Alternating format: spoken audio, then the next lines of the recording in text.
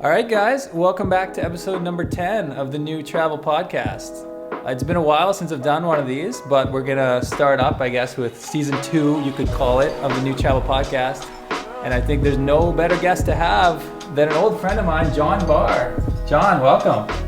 Dan, thank you so much for having me. Long time no see. I hope to see you in person again sometime soon, but this is the next best thing. To give some context, like we've actually known each other since we were both quite small YouTubers. I think like probably under 1,000 subscribers each. I think I joined the same travel vlogger Facebook group as you somewhere in summer of 2016. So that was definitely before I had 1,000 subscribers. I'm 100% sure of that because I started in May of 2016. So that was almost 5 years ago. Yeah. And of course, like when we get started, like maybe no one really knows what their channel's about when they're doing their first videos. But now that you're a bit more established and you got, I see you have a New York Strong hoodie. That's a nice one. Awesome. Why don't you tell me a bit about New York Strong and a bit about like what your channel is all about these days? Well, actually, this is a hoodie and t-shirt that I designed. It was just around New York bouncing back from COVID and how really the city suffered mightily because New York had more COVID cases than anywhere in the world when everything started, which is no surprise because it's really a travel hub. So many people were here and it's spread around because we're a very densely populated city. So the city suffered for a long time, and I've been supporting it since day one of the pandemic. I'm supporting its recovery right now. As far as my channel is concerned, as you mentioned, we both started about the same time doing travel content. I still do travel content, but lately, and when I say lately, I mean the last 2 or 3 years, I would say 90 to 95% of my content has been New York City. And I'm very fortunate that I can travel in my own city because there's so many neighborhoods and so many cultures here. I'll give you an example. Last week, I filmed in Little Guyana, Queens. This Thursday, I'm filming in an area called Thai Town, Queens. There's hundreds of ethnicities here. So if I can't travel, being in New York is the next best thing for me. So I do a lot of New York City content, but I still travel and do guides to other spots, Mexico, Puerto Rico, Europe, going back to Europe this summer. We can talk about that later. But yeah, just a lot of New York City stuff. That's awesome. I think you're a great example of like what I've mentioned on my channel a few times. Like if you can't travel, like you can always have the travel mindset in your own city, especially when you have a city as, as big and diverse as New York City is. I want to get to that and talk a bit about like your transition from, being more all around the world travel content to New York focused. But one question I always like to ask on my podcast to get started is, where did you grow up? Was it in New York or was it somewhere different? It was across the Hudson River. I mean, not exactly across the Hudson River, but it was in Fair Lawn, New Jersey, which is in Bergen County. So if you cross the George Washington Bridge in Washington Heights, which isn't a very popular bridge for tourists, it's more for people from New Jersey driving to New York. It's uptown Manhattan. I lived like 20 minutes from the George Washington Bridge. So I grew up in the footsteps of New York City. So, I had all the New York City channels. I went to New York as a kid. I grew up rooting for all the New York teams. And New Jersey, it's like Long Island, essentially. It's just like a satellite of New York. It's a suburb. People from my town commute to New York for work. We had great pizza. We had great bagels. We had great Italian food. There were some similarities there. So New York was never a foreign place for me. Is there something about New Jersey that makes it distinct, or perhaps something that New Jersey has that New York doesn't? Well, that's a loaded question because there's a big rivalry between New Jersey and New York. And sometimes I feel like a little bit of a traitor because I'm always, talking up the merits of New York City. And I make little New Jersey jokes every now and then only because I'm from there. I would say there's just a lot of pride of being from New Jersey. New Jersey is very proud of some of their food traditions, the Jewish and Italian side, the bagels. I still stand by this. I think the bagels in New Jersey are better than New York. And I'm going to make a video about this and I may lose 1,000 subscribers, but I got to say what I know. Also, the Jersey Shore is very unique. And I'm not talking about that campy MTV show from the early 2000s. That was hilarious. But no, like just the Jersey Shore itself is an amazing Okay, spot because for as a Canadian, 3-4 that's the only months. Jersey Shore I know. So I it's an know. actual place that extends beyond the show, right? But the Jersey Shore, for anyone who grew up in New Jersey, is like the epitome of summer. And I've never been to the Hamptons. I have no interest in going to the Hamptons. I have a friend that has a shore house. Sometimes I visit, or I'll just go for other reasons. So Jersey Shore is something I'm really proud of, being from Jersey as well. So I guess the food and the shore. Awesome.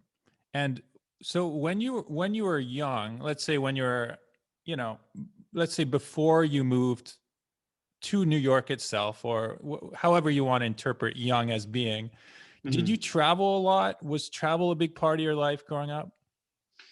Growing up as a kid, not so much. My parents weren't super adventurous with travel. Although when I was 14, I did go to Budapest, Hungary, and then Ukraine to see my paternal grandma for the first time, and uncle. That was a really eye-opening experience because that wasn't your luxury trip, you know. And I even went back to Ukraine years later, like 6, 7 years ago, and not a lot changed about that town. It still has dirt roads. It's not a tourist destination at all.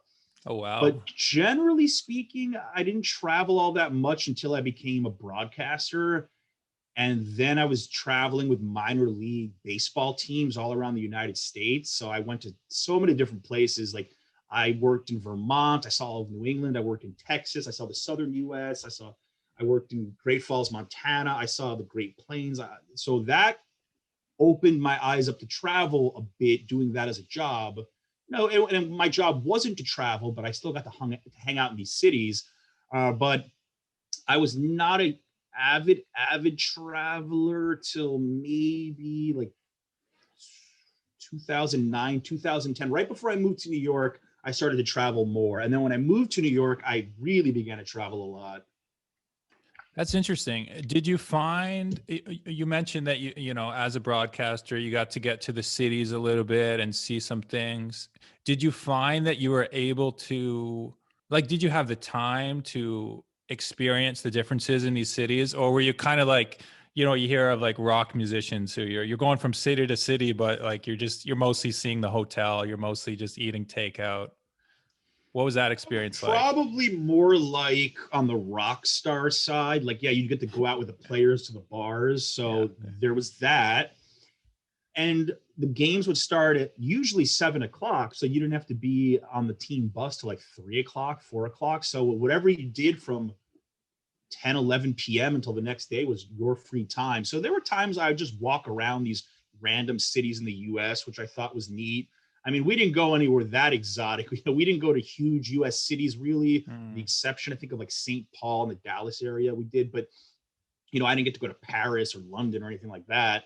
So maybe these weren't destinations that I would be picking right now, but it's still opened up my eyes to travel and it got me really excited for it. So I would say I didn't take advantage of it as much as I could have looking back, but I still saw a lot of things. You know, I did a trip last year. One of my last trips before the world properly shut down, and it was to Erie, Pennsylvania. Okay. I don't know if you've ever been to Erie, but Can't say I have. I got invited there by the tourism board, and one of the things I talked about in that video is, you know, most foreign tourists don't go to a place like Erie. Most foreign tourists, you know, you go to the New Yorks, you go to LA, you go to, you know, there's the set destinations. Yeah.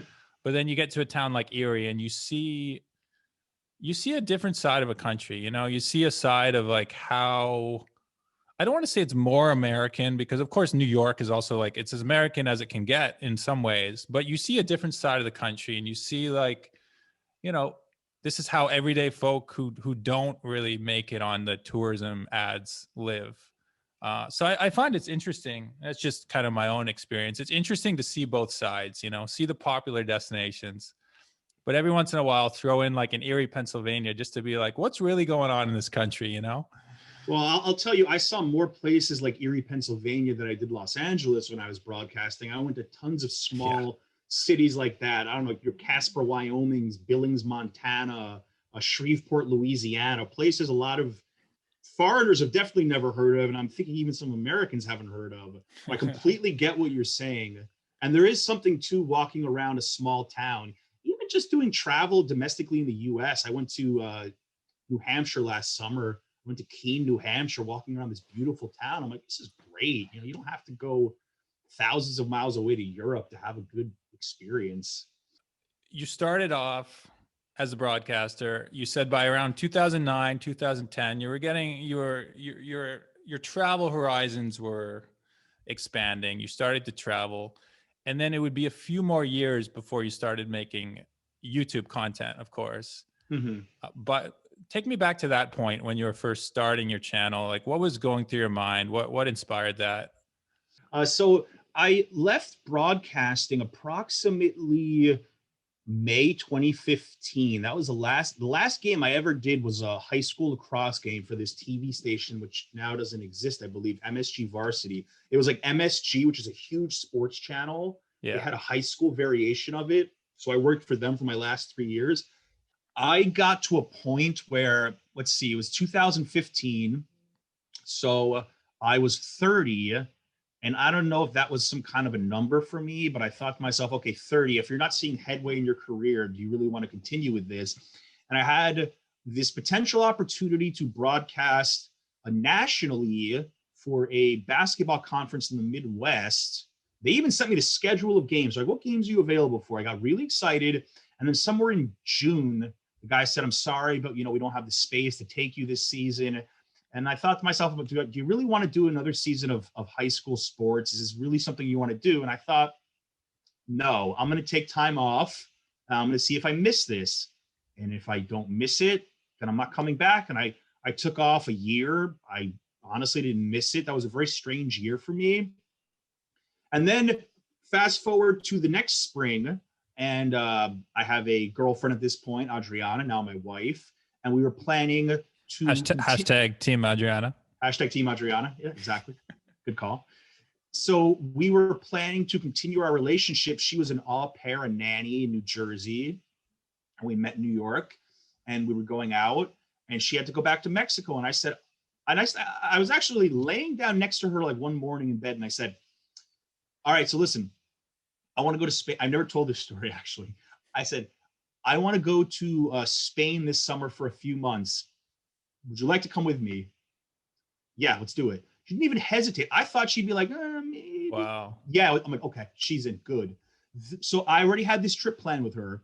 Then I was reading a blog and I saw a video from Casey Neistat, and most YouTubers know Casey Neistat is, and it was a blog about points and travel. I'm still really into like travel hacking and points and getting free flights and hotels, which I don't discuss enough on my channel, which I should, and I will eventually.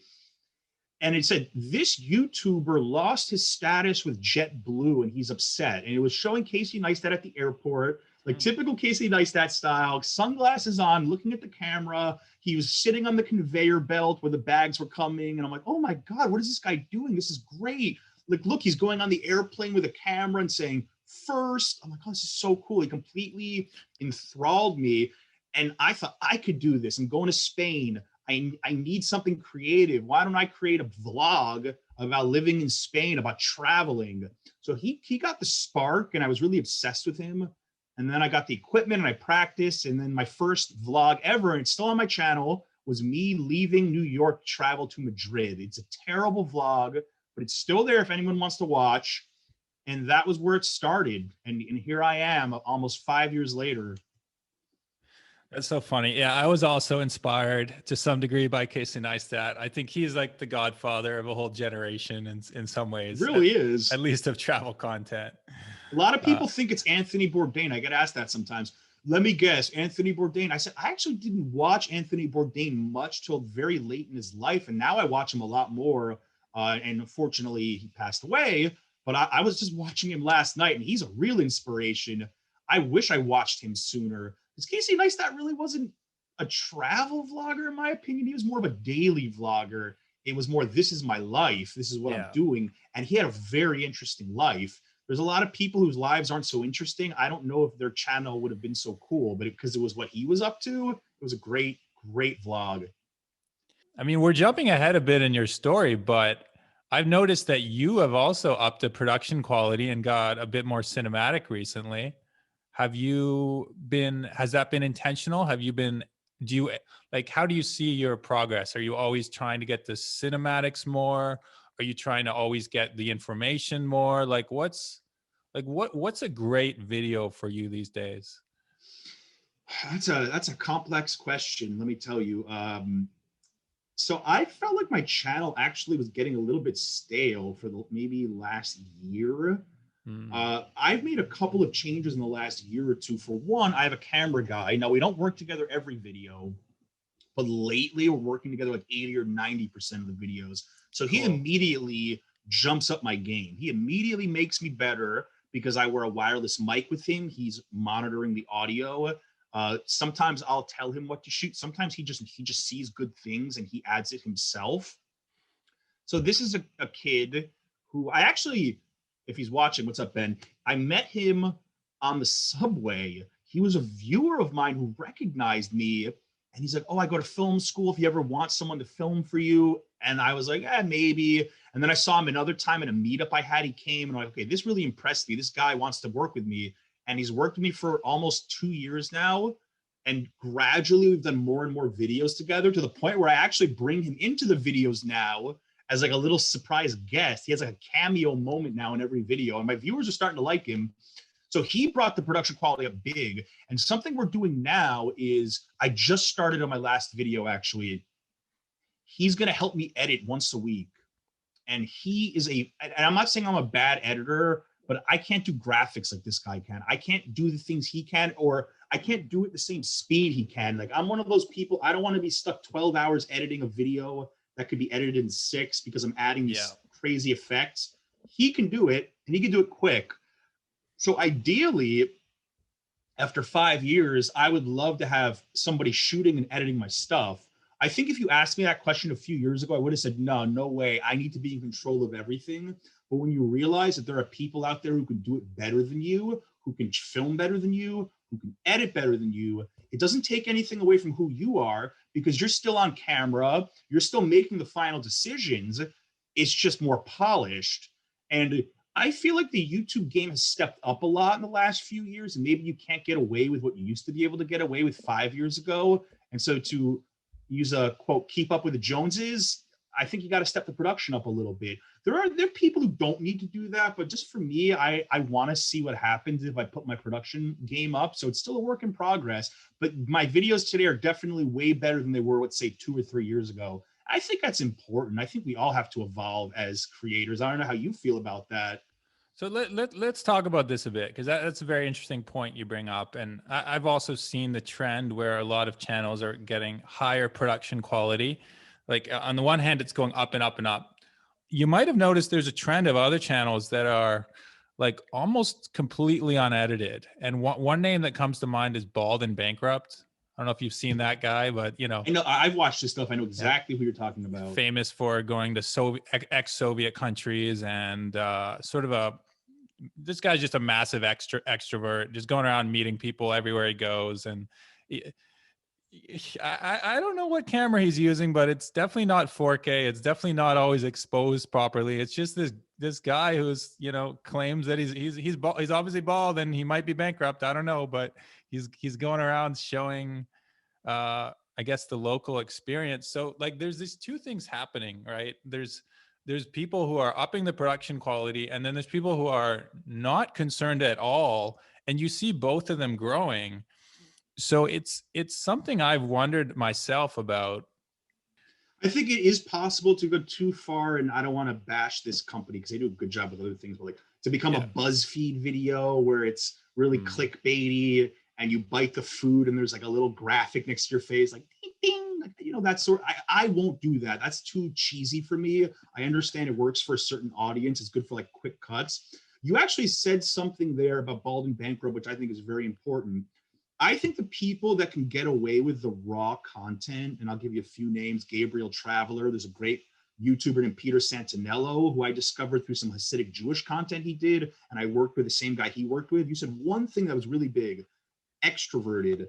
while people think that I may be an extrovert, I think deep down I'm kind of more introverted, and I like to not have the whole video be raw. Because there's another trend on YouTube that's actually really popping as well, IRL streams.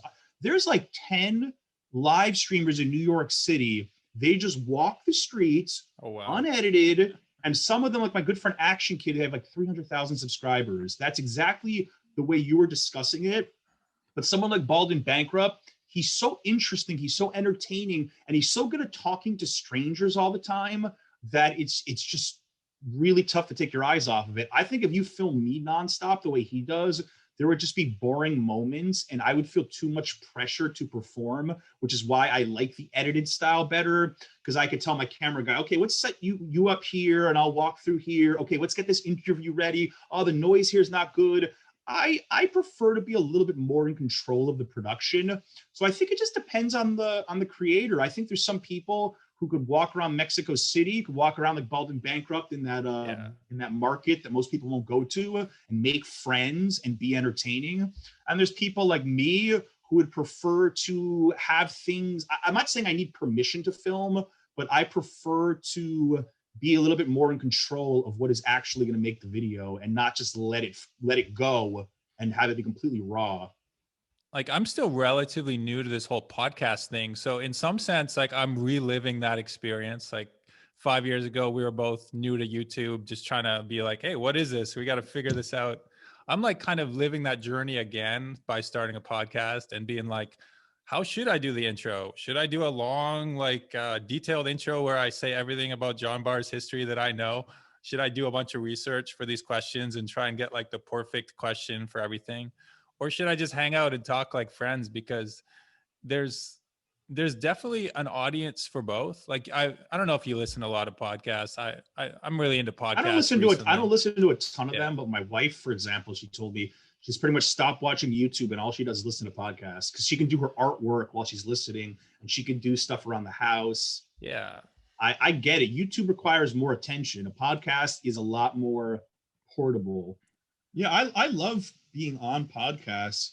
I think if I had more motivation for it, I would love to do my own podcast because I think this is a very interesting medium, but I just don't want to commit myself to it. I don't want to start something and not see it through. And I'm not convinced that I could start a podcast and see it through right now. So I respect what you're doing, but I don't think I could do it at the moment. Well, cheers. You're welcome back on my show anytime. The problem for me is that I like to do so much different types of content. So like on the surface, you'd be like, okay, he does food, he does attraction reviews, he does neighborhood guides. Yeah. But I'm like you. I like to dig deeper. I like to get very interesting guests with me. I like to explore different cultures through their food, through their neighborhoods. I just like to tell a lot of stories on the channel about New York and to show people what makes New York different than everywhere else.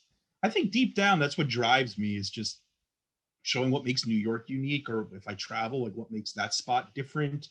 I don't usually, I'm not always, but usually go to the most touristy spots. I love going off the beaten path. So I hope if people watch me, they're realizing that I'm trying to show them maybe something a little bit different than your average New York City channel. It's going to show you a ton of Manhattan stuff or this luxurious lifestyle. Because there's so many New York channels where it's more built around the person, and that's fine. I understand that's an industry, fashion, lifestyle. It's more, I live in New York, and New York is my stage. And if I didn't live here, I would live in some other cosmopolitan city, but we would still be doing similar stuff. We'd still be going to rooftop bars. We'd still be going to brunch. We'd still be, wearing the most fashionable clothes. And for me, it's more like, nah, I want to show you a different side of New York. I want to show you places where you may not find that many tourists or stuff that's really unique. I don't know if that made any sense, but that's where I went with this. No, that makes total sense. And I think with especially with your neighborhood tours, going to neighborhoods that a lot of people wouldn't see in the first few days of their visit. And, it takes someone who really knows and loves the city to want to make that sort of content. And it takes also knowing, not always knowing, if I don't know them, finding the right person to show me, because I always feel like not being from New York and I hate to say this, but some of the local New Yorkers will always have a little strike against me. Even though I grew up in New Jersey, right across the Hudson, even though you could argue I grew up closer to Manhattan than some people deep in Queens and Brooklyn, I'm still not a native New Yorker. So I always felt like I have a lot more credibility when I have a local New Yorker with me, especially a native New Yorker showing me stuff. I always felt a little bit stronger about that. It's like, well, yeah, I'm not claiming to be an expert. Yeah. Sometimes I'll do videos myself, of course, but I always prefer having someone that lives in that neighborhood showing me stuff. Always prefer that. And It's even when I travel, same thing. I yeah. love having guests. Yeah, it's something I admire about your content. And it's something that, like, for example, there's a neighborhood in Montreal, and people probably know I live in Montreal. I've been here, but I didn't grow up here. I've been here for still less than 2 years.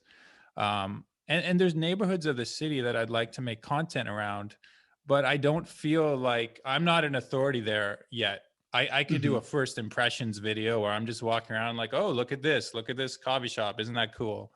But if you want to dig deeper, like there's one area called, North Montreal, Montreal Nord, that has a lot of immigrants from Haiti and like the French Caribbean culture. Okay. So a lot of Black Caribbean culture, and it's a fairly unique place in Canada in that sense.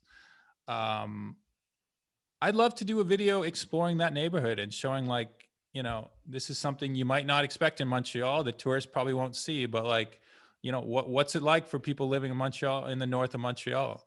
Sounds like a But kind of area I would go to. Like, please make this video. I want to check it out. yeah, but I'd have to find the right person, right? Because like to go there on my own, like, it would just be like, well, Yeah, I feel you, because then there's this sort of perception that you're pretending like you discovered it, and guys, look at this. And then yeah, if you start talking about the prices being cheap, the locals are going to say prices have always been like this. yeah, We don't want hipsters coming here. So I've dealt with that too. That's why I'm same as you. I love getting locals in neighborhoods when I can. There's sometimes I won't do it, but yeah, if it's something really off the beaten path, like I want a local. I do not want to go to Little Guyana and be like, guys, look at this food.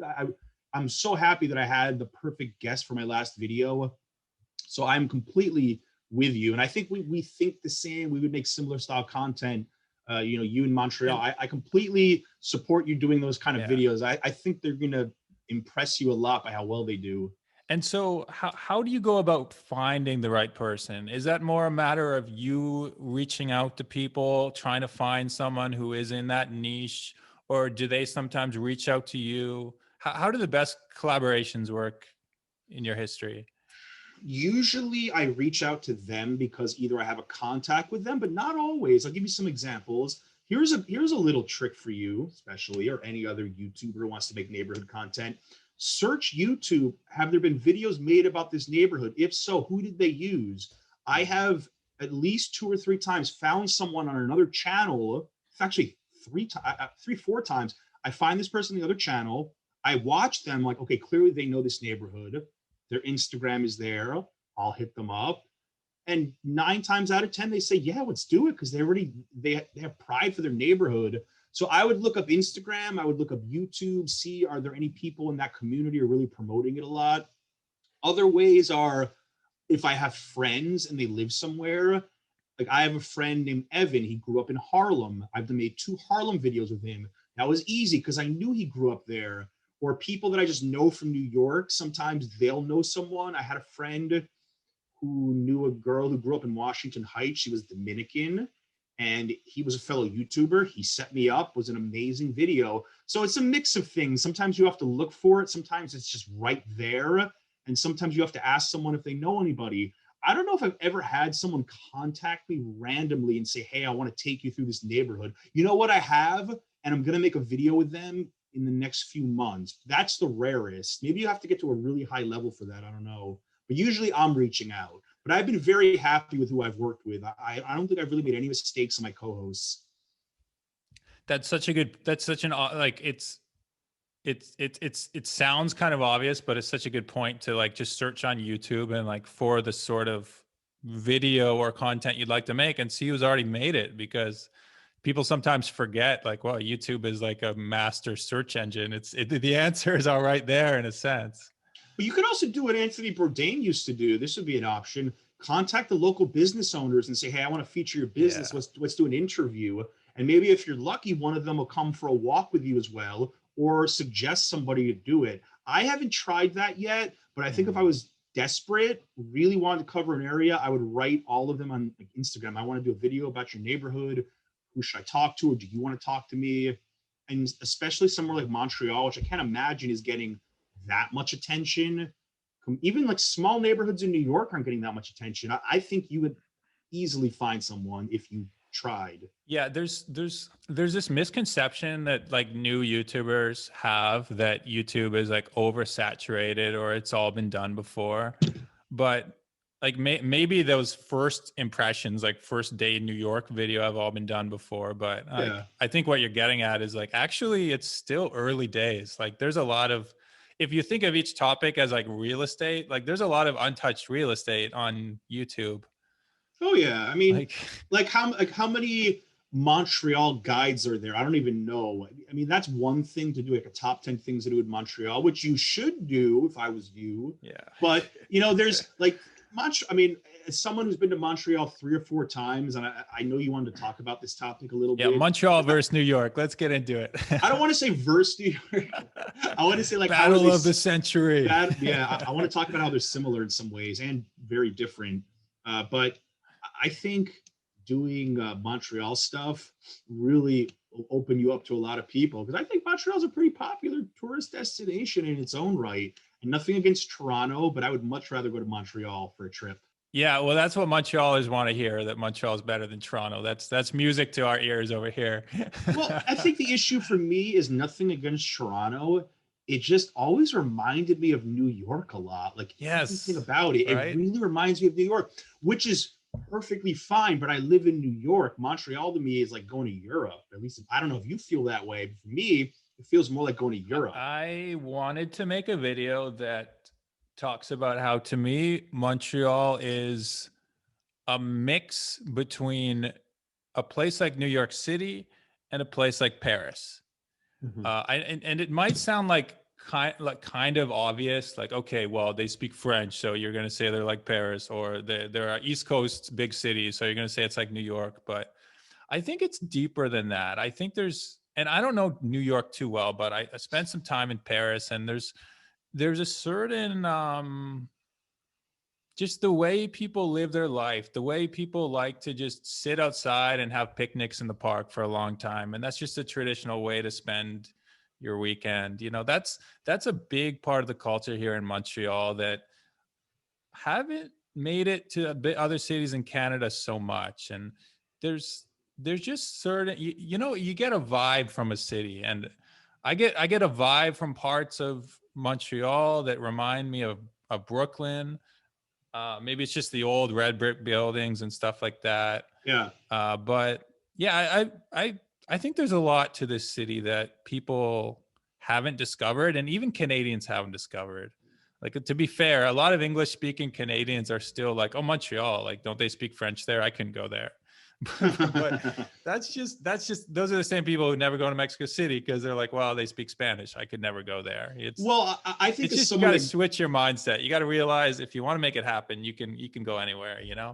What's the drinking age in Quebec?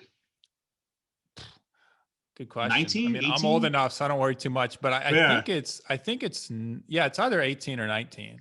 Because someone might be 18 actually. As someone that grew up in North Jersey, Montreal was always the spot that you would drive to with your friends before you were 21 to go party, because the nightlife is legendary over there. And that's something that definitely, to me, makes it very European, is the late night hours and how good the bars are and the restaurants. But the bagels, sorry. Oh, sorry. Okay, that's the end of this.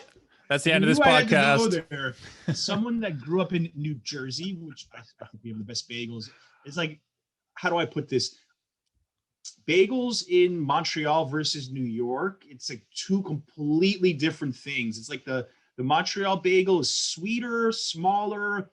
As my friend Todd said, I didn't say it first, reminds him more of a pretzel. And the New York bagel is like super fat and doughy, and it actually feels like a meal. You just But, like, destroyed all your credibility for everything from the last 40 minutes, John. no, don't get me wrong. I don't dislike them. I like what I grew up with. And I think that's what it ultimately comes down to. You try this food that you're so used to since you were a little kid and try completely different. It's gonna shock you a little bit. Maybe I didn't try the best New York bagel. I had one bagel in New York and it was good, but I will fight for Montreal bagels to the death. I'll give you guys the pizza slice battle, by the way, though. I don't understand why Montreal doesn't have a like pizza by the slice culture, but that never made it up here for some reason. Is there, because I know the Jewish culture is what Yeah. made Montreal such a powerhouse with the bagels and like the pastrami sandwich, which you Oh guys yeah. do great. But I don't know how big the Italian community is in Montreal. New York is huge, so much Italian immigration here, so it was naturally a spot to have amazing pizza. But one thing I love about Montreal, late night, I'm sure you agree, poutine. Is there anything better than 2 or 3 o'clock in the morning? You leave a bar, you're a little tipsy, you wait in line for like this greasy French fry with, was it Yeah. gravy and cheese? Oh, that to me might be the best food in Montreal. I don't know. Maybe I'm biased just from my little experiences there, but I love poutine.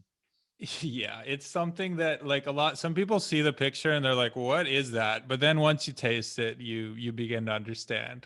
It gets better. It gets better with every drink. The more drinks you have, the better the poutine tastes. I feel like Anthony Bourdain Awesome. would have said. I could see Anthony Oh yeah. Bourdain like drinking a beer in Montreal late at night, like scarfing down a poutine and saying something. I'm watching too much Bourdain. I'm sorry. No, he has. He's been to Montreal a couple Yeah, I'm times. sure.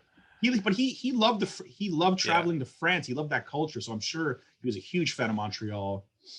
Yeah. Yeah, and it's another thing like people in Quebec like they have their own like people will say like I'm not French, I'm Quebecois, they have and that's another thing that, growing up in English Canada, you don't really appreciate so much. You really got to move somewhere or travel a bit deeply to begin to understand like how people see themselves, not just how the outsiders see that place, but how the people who live there see it. And I think, that connects to what we were saying about getting a local guide.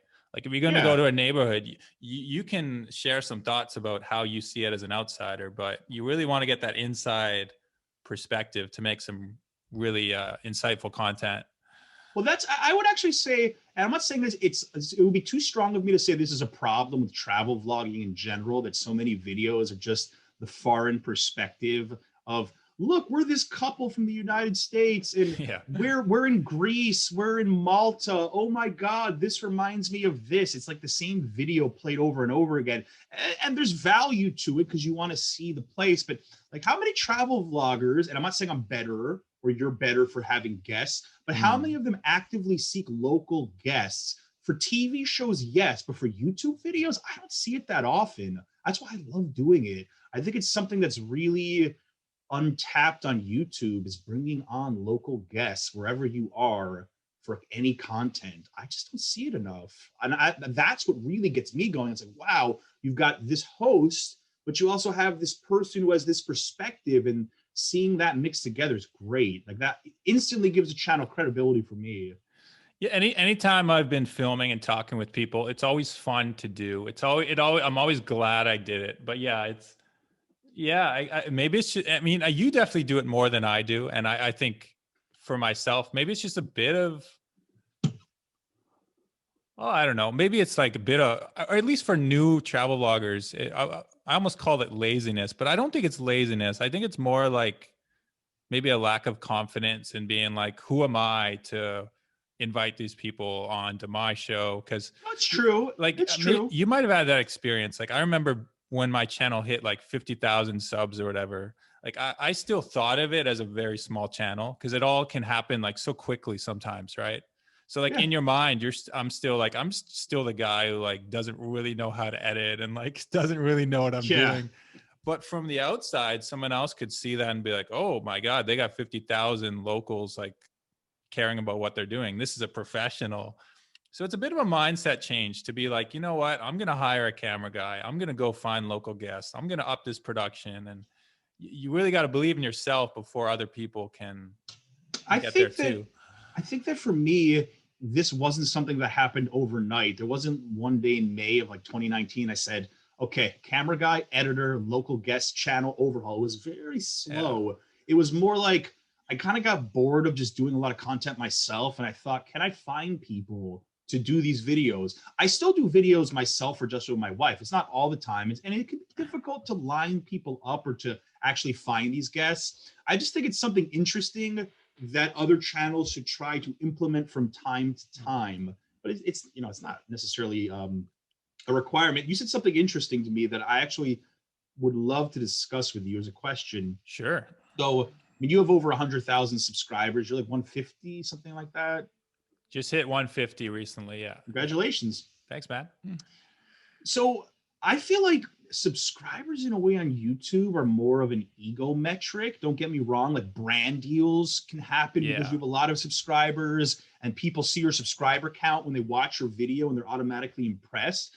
But I've seen channels, without mentioning names, that have, let's say, over 200,000 subscribers and they'll get 1,000 views a video because their best videos were 4 or 5 years ago, and either they lost most of their audience or maybe one country brought them all these subscribers, and once they stopped traveling to this country, people stopped watching. I feel like subscribers are a good thing, but they're also a bad thing because I think a lot of creators will overestimate like their popularity or overestimate how many views they're entitled.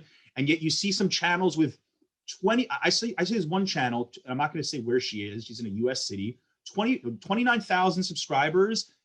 Every one of her last videos got 50 to 100,000 views and she's growing like crazy. I would say she has more influence right now than someone who has a ton of subscribers but nobody's watching. But on the surface, people might think she's still a small channel. I mean, you just reminded me of another channel, a girl who's in Montreal. Um, I'll mention her channel. It's called Leah's Field Notes, and she has. I can't even, some of these channels, like, they grow so quick. I can't even guess how many subscribers at this point. But I remember, like, when I moved to Montreal, probably similar size to me, like just north of 100,000. And she was pulling, like, I want to say like 200 to 300,000 views per video. And when you see that, it's like, okay, this channel is going to be 500,000, like, before you even, like, in a blink of an eye, because you can see the trajectory sometimes, right? And when the videos are popping and everything's going up and up and up, it's like, doesn't last forever, unfortunately, for most of us. I think we've all had those moments where our yeah. channels exploded and then COVID-19 And then happened and then yeah, travel like, went, whew. well, yeah. I mean, that's a whole nother topic too, like how you transition in a year with no travel. I think in many ways, like, my channel wasn't doing well this past year at all in terms of the numbers, Yeah. but it's also a chance to reflect on, like, what you really care about and what you really want to be doing. It's easier said than done, but I've tried to not really care about the views anymore. And part of it is I've realized, like, I know the topics that could get a lot of views, and it's like it's a game. Like, I know how the game's played. You make enough videos, you learn how the game's played. I know videos, topics that have, like, popped up in other countries, and I could do that here. First impressions American in X country. Wow, you Yeah. won't believe this. How many times have we seen that title on YouTube? I'm not dissing it. I'm not saying I'm done Yeah. with those videos. Like, I will continue to make some videos that, I'll make them you too. know, Don't I look, sometimes we all need views. I we all got won't to bash play the anyone for game. doing that. In fact, in many ways, I think that's why I started my second channel. It was a chance to be like, over the past year, I realized that what I really want to be making doesn't get so many views, but I think it's important messages to share. Like, this podcast might not get a ton of views, but I think for one or two people who are listening, like, we were talking about that small group of YouTubers who we started with, and everyone's small and everyone's trying to figure out travel vlogging. For the right person, it could be really meaningful. or to the person who, Absolutely. is in Montreal and is thinking of moving to New York City. This could be like just the conversation they had to hear. So I've been trying to think more about like quality of views, not just quantity. Like, can you reach the right person who really wants to hear what you said? And maybe the fact that no one else has made that makes it even more valuable to them. What would you say is the style of content that you want to make that's not getting a lot of views? I'm curious. Um, Good question. I think it has more to do with. I'll give you one actually great example. I've been making some videos about how I think social media is not necessarily a good thing, and how I'm sort of back now, but I quit Facebook for over half a year, and I've significantly like reduced my usage of Facebook, and that's a decision that has positively impacted my life in a lot of ways. And I've also been like re-examining my relationship with Instagram and YouTube and everything, just trying to find a way not to live so much through these apps and these devices. And I think that's a message that not everyone needs to hear. Some people won't care. And on a travel channel, maybe it's kind of like not the right place because people are like, well, I just want to see travel logs. I want to hear you talk about cities. Like, I don't need you to tell me why I need to quit Facebook, Dan. Like I don't need this. It's like telling someone to quit alcohol. It's like, it's just not the right time. But on another channel where it's like, hey, I've enjoyed some of Dan's thoughts on the travel channel. He's going to talk about some other topics. Like, let me see what else is going on in that mind. And that's Well, where it comes from. Well, we have to also factor in that YouTube is an algorithm as much as we hate it. And, Yeah. there's been some big YouTubers who said it correctly. Every time somebody complains about this mythical YouTube algorithm, what you're really complaining about is people, Yeah. this audience. And there's a certain audience that has subscribed to you for a certain reason. So I think you were very smart to start a second channel where you talk about these topics that you're really fired up about, like social media potentially being harmful to people. I agree with you. I would not have put that on my travel channel. I think that Yeah. if I had enough content like that, I would create a second channel called Jon Barr, and it would just be me rambling, not rambling, wrong word, me discussing these topics Yeah. to people, because it's difficult on YouTube to be a variety channel unless you somehow, how do I put this? Unless your personality was so engaging and different that people just couldn't take their eyes off of you, which is very rare. I don't think there's a ton of people in this world who can get away with that. There's some. I'm not in that category. And I realize that for me to make a vlog of like my day in New York, it's probably going to be pretty boring. And I don't think it's going to be that interesting. I'd rather do content around New York or travel. Yeah. But if you want to talk about different topics, yeah, different channels, smart. I think that's where I was going with this, is that, certain audiences want certain things. So I don't think that your content, as you were saying, wasn't going to get views. It just wasn't going to get views on your main channel. And for a little while, like maybe like early 2020 or even 2019, like this has been slowly happening. It's been a gradual shift towards like, okay, I got the views doing the travel stuff. Now that I have an audience, like let me use this platform for some other things that I care about. Let me try and share some messages. And then those videos don't do so well, and it's easy to feel like a bit down about that sometimes. Like something matters a lot to you, and then your brain tricks you. Your brain says, okay, there's 100,000 people who subscribe to me. It must matter to them because they subscribe to me. But actually, they didn't subscribe to you. They subscribed to the version of you that you showed them.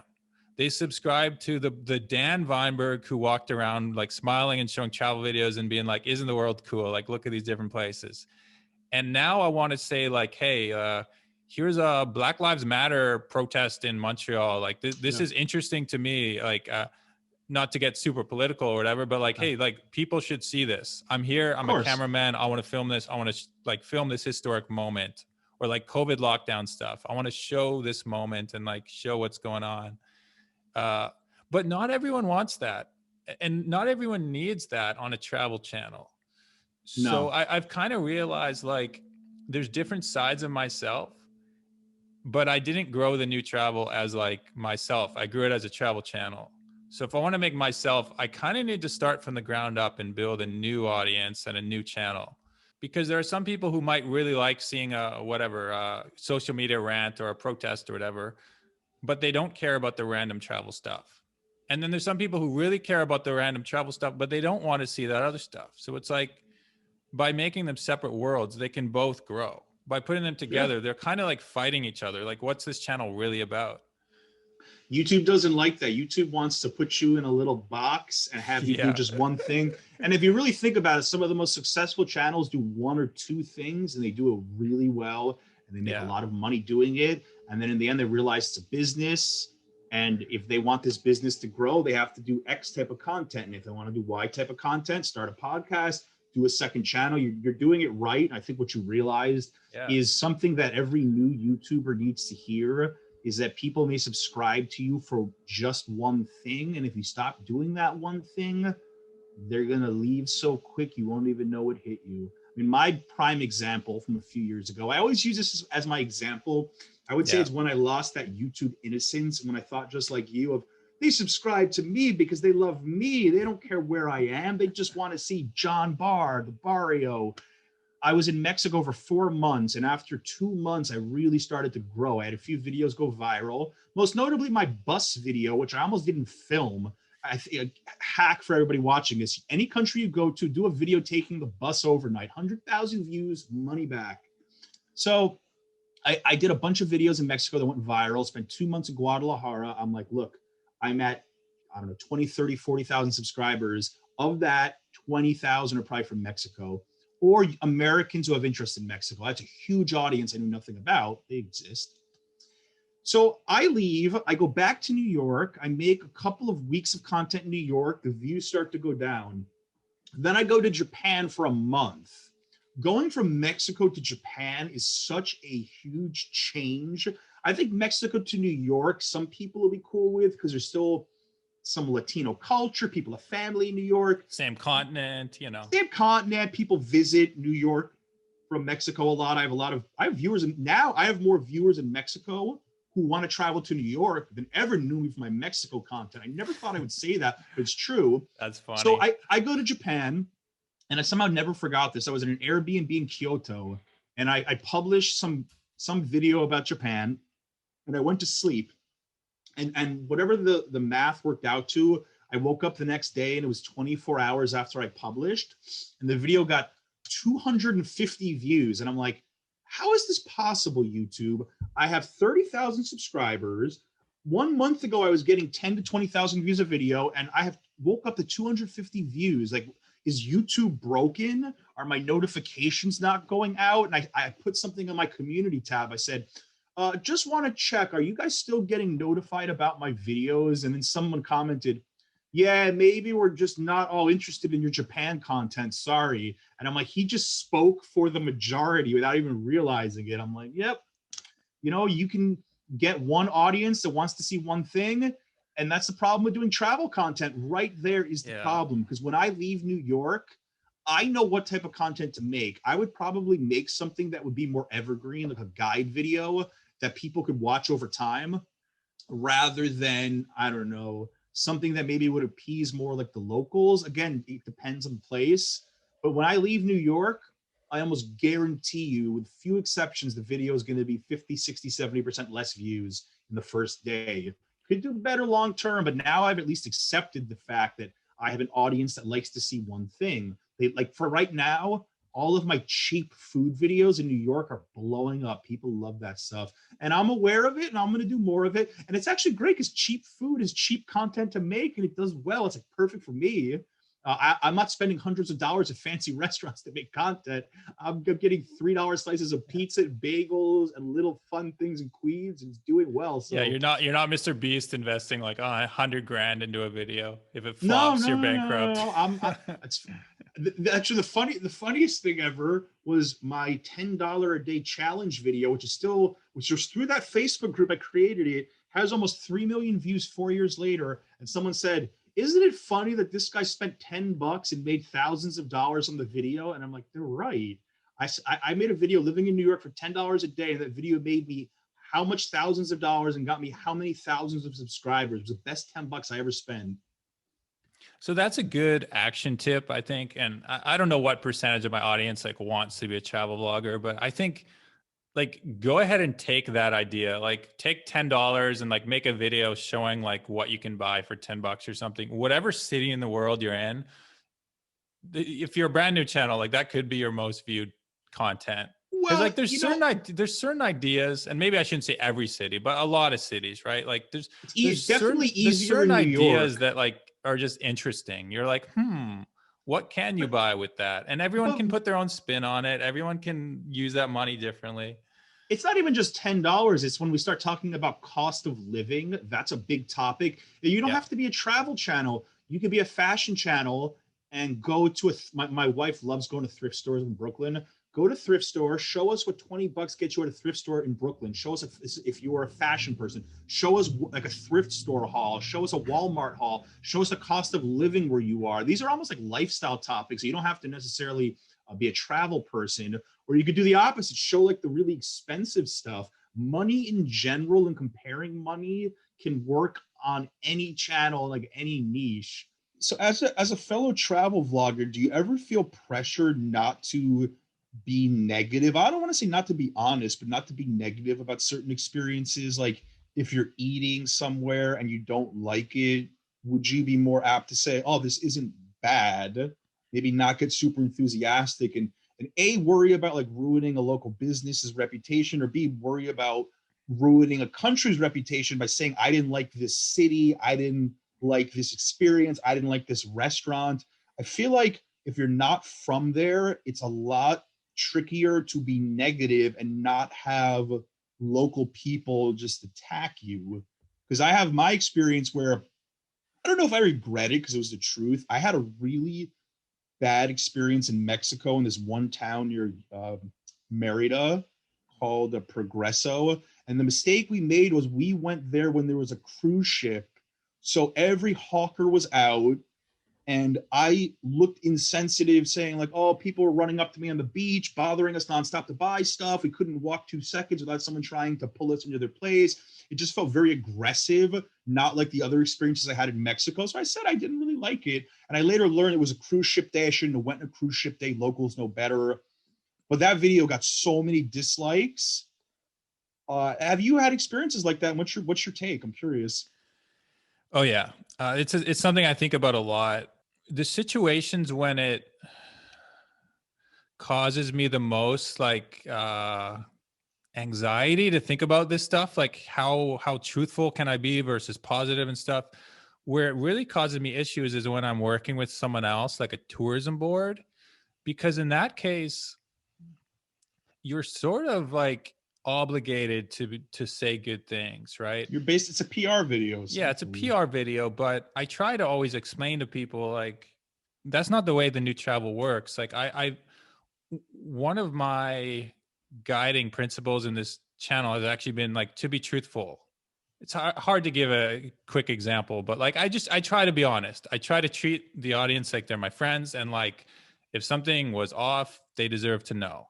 So if I'm filming a vlog, for example, and let's say like I really wanted to go see some old church, and then I get there and the church is like closed for renovation or something. I won't go back and cut that part where I was like excited about the church and I get there and it's closed. I won't just like cut that out. Like I'll show the whole thing. I'll talk about like, come on, we got to go see the church, and then I'll get there. I'll show it's under renovation. I'll be like, oh man, like this is too bad. I really wanted to see that. So I'll bring them in the experience of like something went wrong and here we are, and we just live with it. Whereas a lot of people, I think, would just cut that. They'd be like, well, that didn't work. That messed up my vlog. Too bad. Honestly, I might have cut it. I might have been like, well, it was a closed church. What good Yeah. is this? If this is kind of an informational video, Yeah. but that's your style. But I may have cut that. Yeah, and I think a lot of people would. But again, like I try to just like I'm bringing people on an experience. If things go wrong, well, life happens. What if you So don't like a restaurant or a city just rubs you the wrong way? Have you ever run into that and actually talked about it on a video? So if a meal wasn't particularly good, I'll usually like sometimes I'll just have music. Like if I'm doing a city guide and then I stop for lunch, if there's just like music over it and I'm not saying anything, that's like my subtle way of saying like this wasn't so good. I didn't say anything good about it.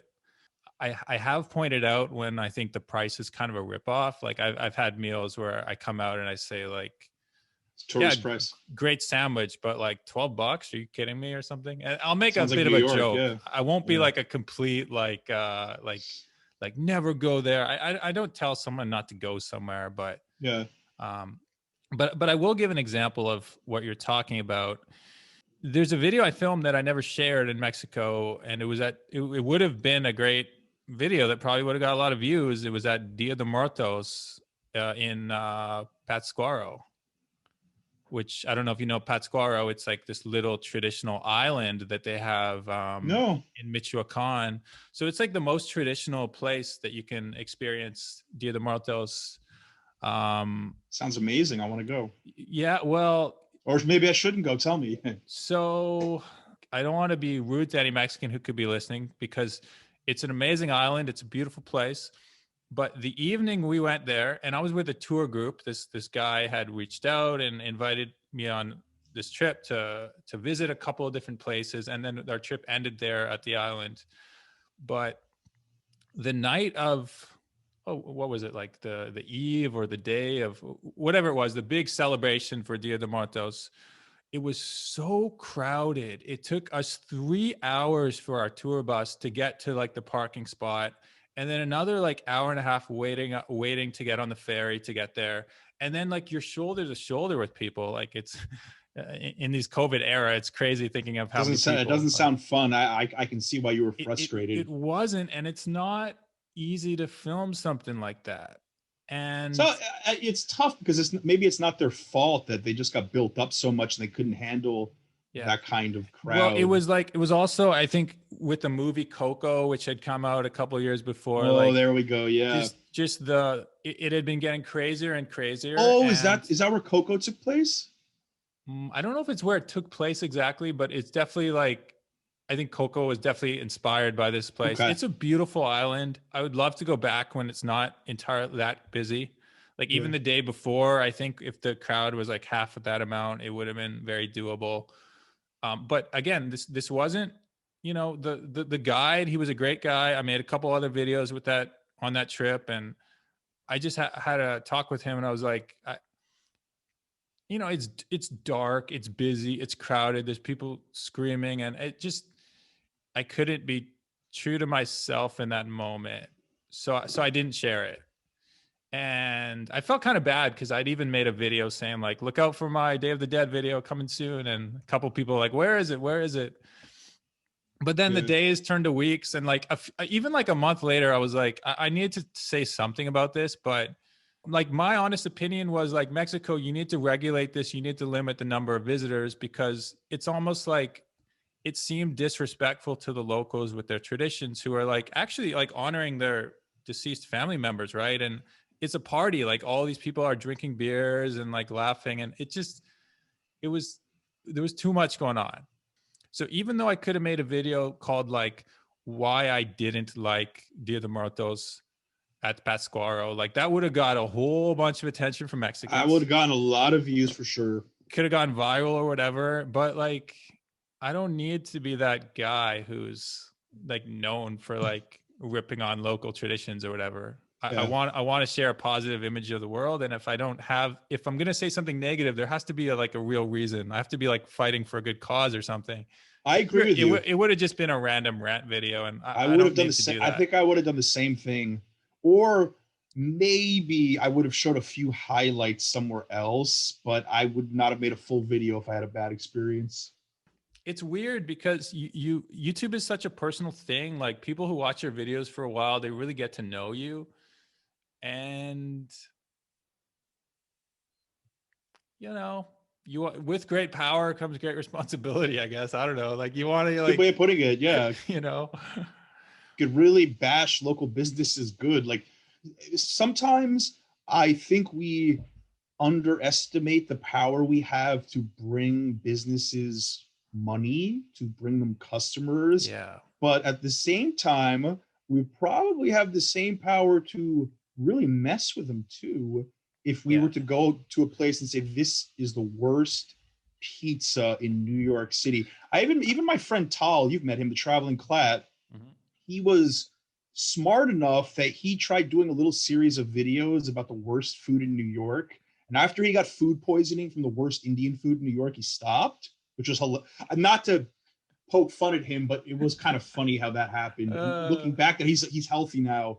He didn't say the names of the restaurants. He just opened up the bags. And Okay. but you know, I think most of us realize that we have a lot of power to hurt businesses or maybe even countries by really giving negative things. I'm just like you. I think we're on the same wavelength with, we prefer positive over negative. There's enough negative out there. And, you know, we're not going to go out of our way to say negative things. I think we both can agree on that. Even my last Airbnb that I was at for a month in Mexico, I'm going to be a bit tight-lipped because I don't want to like throw the host under the bus or anything, but there were some major issues with the place. That there was a weird situation that was like unusual enough that if I'd been like made a video about it, I could have made one of those like, was I scammed kind of videos. And like, the scams are also a big topic on YouTube. That I would be willing to make. I've done that video in New York. But I've talked about scams so many times. But I also like her mom lived on the property and was a really nice woman, and like I interacted with her family and stuff, and I didn't want to like throw this particular host. But you know what you could do? You could talk about this scam without, granted, people in the comments will say, give us the link, but you don't have to say where you stayed, but you could still educate people on a potential problem that they would run into. I mean, again, it's up to you, but there is a way to do that without actually affecting them directly and still teaching people like how to travel smarter. Yeah. Maybe that's like a story. Like that's definitely, if I do a video about like scams to avoid, that's like a story I could get into. But again, it's something I want to think over. Like maybe I'm just naturally an overthinker, but I as you point out, like I don't want to be one of those channels who just like chases the easy drama clicks. And if you don't ask yourself these questions, it's easy to become that, right? Like you can see how a channel that starts like very neutral will find out like, oh, I can get a lot of views showing like prostitutes in Bangkok or something. And then next thing you know, like that's the only thing your channel is doing. I think I know what channel you're talking about, actually. My lips are closed, but like if you chase the views, like it can take you to some weird places, right? Yeah, no, absolutely. And negativity sells. It's much easier to get clicks on negative. Like I've been guilty of doing a little clickbait on stuff like this, where I'll pull them in, even though it's not a negative video. Like there was a viral article titled "New York City is Dead Forever," and I responded, "Is NYC dead forever?" And I got a lot of clicks. Or why is everybody leaving NYC? That video did way better than I ever expected because there's a sort of negative twist to it, even though I broke it down and I was more positive about things. Or I wrote, why I'm leaving Manhattan and where I'm moving. People thought I was moving to Utah. I moved to Brooklyn. They're like, oh. Okay. So sometimes it's okay. I think it's okay if you want to play with the wording a little bit to get them in, as long as you deliver. But if the video is just like bashing an Airbnb and giving the link, that's a different story. I agree with that. You can like frame it as something bad, but like have something good too. You know, there's different ways to play the game. Yeah, we need to. Sometimes it's okay to play the game. I'm not above the game when the game is paying your bills. So you know what, John, you anticipated one of my last questions. This is something I have written down. Okay. Is New York dead? I know you went into that a bit on your channel, but just wanted to hear it straight from you for my podcast listeners. Is New York dead? Not only is it not dead, it's actually coming back faster than a lot of US cities, which is a bit controversial with people, maybe thinking some things are opening too fast, and not getting into this topic, but our governor having a lot of allegations against him. And is this the reason things are opening fast? We won't go there, but I'll just say it because a lot of people know it anyway. It's definitely not dead. I have covered this topic for the last year. This has been a big focus on my channel. Not as much lately because things are so open that I can actually make regular content. But I mean, I was just looking at the statistics. something like 43% of New Yorkers, people in New York City, have gotten at least one. And this is, I don't want to say we're better than anybody. We're doing better than Canada or other states, not to compare. It's just New York. 43%, I looked today, 42% got one vaccine dose already. So, they're doing a great job with the vaccines. I was just checking real estate prices today. Numbers are up a lot more than I thought for what they would be. People are moving back here. I think by this summer, it's not going to be the same, but I think it's going to be way more like 2019 and 2021 than 2020 ever was. I think we're going to really bounce back. And then when Broadway opens in the fall, hopefully, that'll be the final step. When Broadway reopens, that's like the truest sign that New York is back. So until we have Broadway back, New York isn't really open, but the city's far from dead. I mean, no, you see the energy out there. Like even with outdoor dining, we have indoor dining too at 50%, but on weekends, places are packed. People are just happy to be vaccinated, the ones that are getting vaccinated, and they're having a good time. I had like 6 people over my apartment the other day. Every single person had at least one vaccine dose, I think, or were fully vaccinated. It was just like, I would not have done this even 3 or 4 months ago. In the short term, there is definitely going to be an opportunity for people to move to New York. I think at least in the next 6 months to a year. Maybe couldn't have afforded it in the past, or couldn't have afforded certain neighborhoods in the past, because at one point, real estate numbers were dropping to 10-year lows, where it was, spend 2720. My apartment, I'll give you an example. I was there until October in Greenwich Village, Manhattan. You rented at $27.50 a month. I checked on it. It re-rented when we left in January of 2021 for $17.50. They dropped the rent by $1,000. That's a lot of money. In the near term, I think a lot of people that never thought they could afford New York will move here. I don't know about the small independent businesses, though, because I think the businesses that are more likely to take advantage of, let's say, if real estate prices go down a little bit, I'm not so sure if that's going to happen so fast. It'll be like chains and franchises. But I definitely think that a new breed of New Yorker will move here. And I think within a couple of years, we'll be in a good place, maybe even sooner. I think this is a great topic. We could go on, and and Jon's got a couple of great videos on this channel talking about the future of New York and some of the topics we've been discussing. We're running long. I want to wrap up with a couple of quick questions, and one of them sort of related to that, sort of not related. We talked about is New York dead? I want to ask sort of a silly question, but is YouTube dead? Or is there a period where you could see YouTube sort of dying as a platform and everything that we do shifting somewhere else? Because we've seen, how quickly social media platforms can come and go. We've kind of seen the rise of TikTok in the last couple of years. We've seen how and the death of Instagram. The death of Instagram. Well, it's not dead yet, but the decline of Instagram. Death of Facebook, I would say. We've seen how people's attention can quickly move. Yeah. Are you a YouTuber to the grave, or do you see YouTube as it's just a platform to get your message out? Like, how do you see that?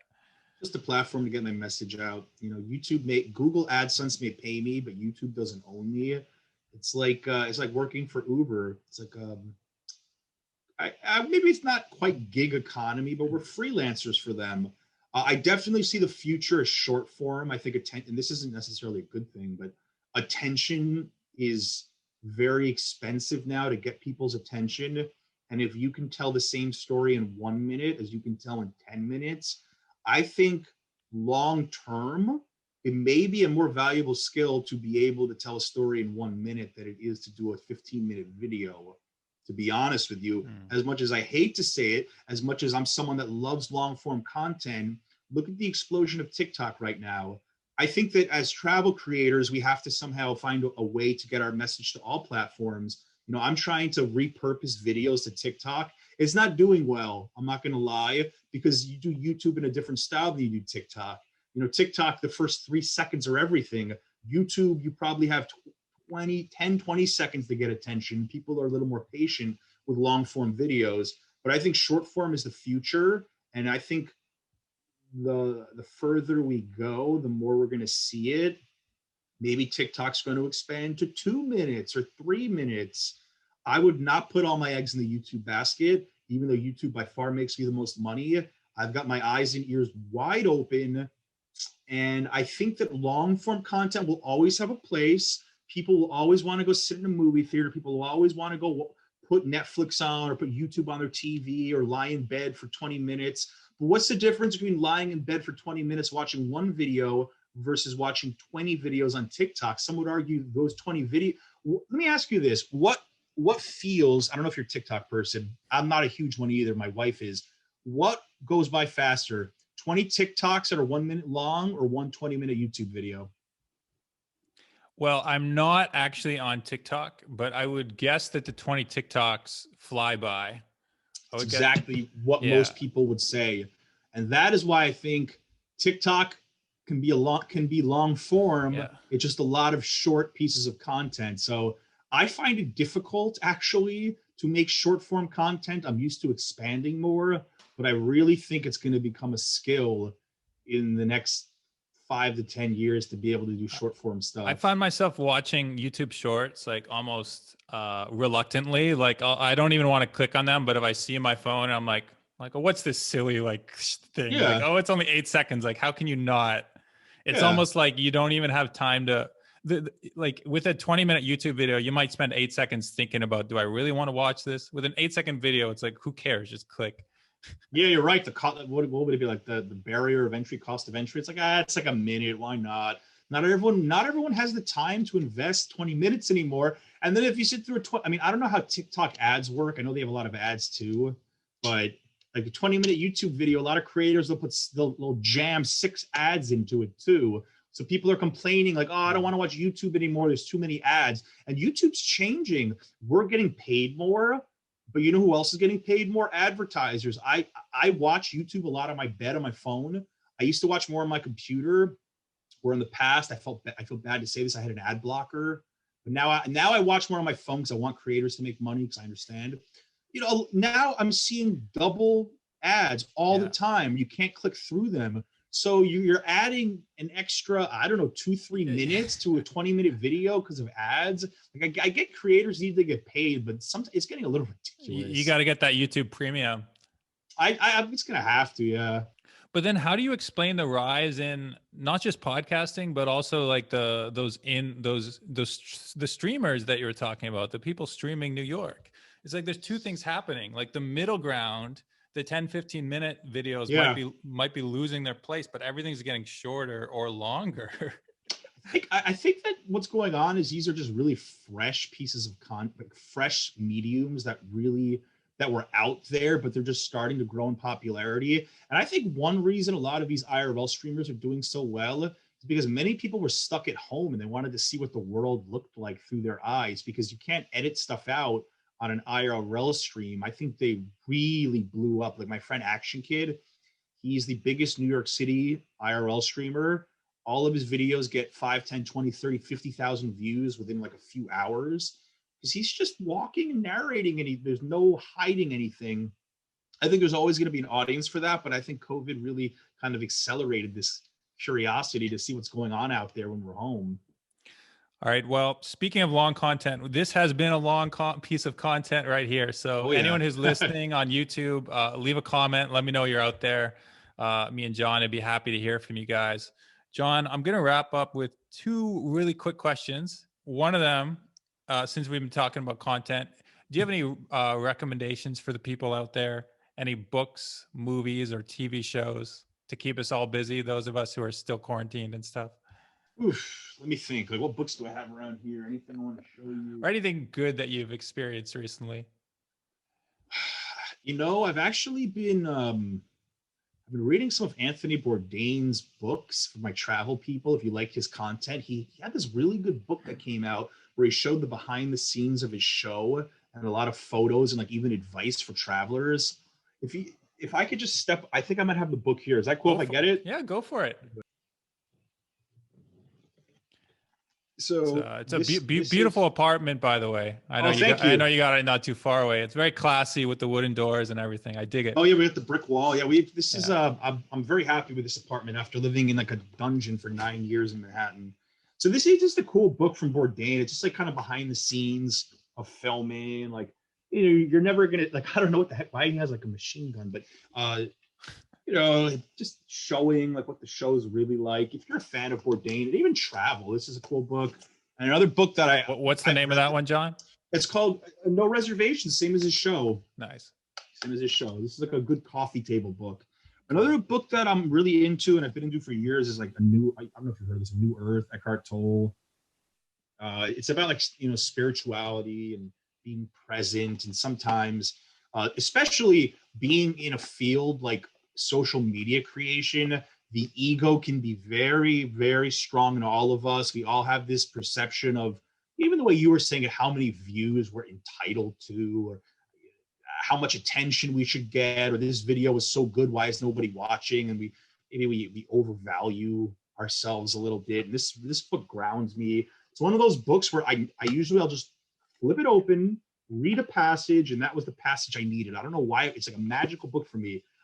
Anytime I open it up, read 5 pages, it just grounds me and settles me. So Eckhart Tolle's written a lot of books. I think his most famous book was The Power of Now, but I find this one better. This is a little bit more practical, New Earth. So those are 2 books, highly recommend. Super. Okay. And it's sort of on that same note, since we're getting spiritual, there's a question I always like to end with.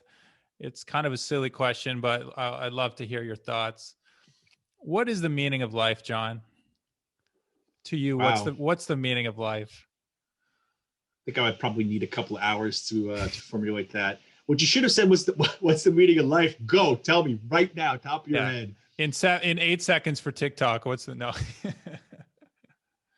I would say the meaning of life. I mean, I don't want to say go find your purpose. Like, I don't think everyone has this. Like, I just think it's to be this is me quoting Eckhart Tolle. It's just to be present and to enjoy little things, because I think we get too wrapped up in stuff that's pretty stupid. And this is getting a little deep, but I had testicular cancer almost 4 years ago. Actually, almost 4 years ago this month, and it was interesting. And I got extremely, knock on wood, lucky with this. There's men who had to do like radiation, chemotherapy, like surgeries, and they caught it early. I just had 1 surgery. They've been checking me, but I've had no problems. So it was just, every time I think I have a real problem, I look back on that and I'm like, were those really problems? Like, is that actually something that's a real problem? Because you had a real problem there, and think how you felt then, and think about what your actual issues were. And I'm like, every time I get really worked up over something, I realize that most of our stresses in life aren't really that bad. I will leave it at that. I think that's a beautiful place to end. And speaking of being present, it was an honor to be present for a couple hours with you, John. I really enjoyed this talk. And anytime. I loved it. Yeah, I think a lot of people watching or listening are going to resonate with a lot of things you said today. So be sure to check out Here Be Bar, Jon Barr's YouTube channel. I'll leave a link for that in the description, as well as the books and everything we've been talking about today that might interest you guys. And if you made it this far, leave a comment and let me know. And as always, I'm Dan from the New Travel Podcast. Thanks for watching, and I'll see you next time. Take care.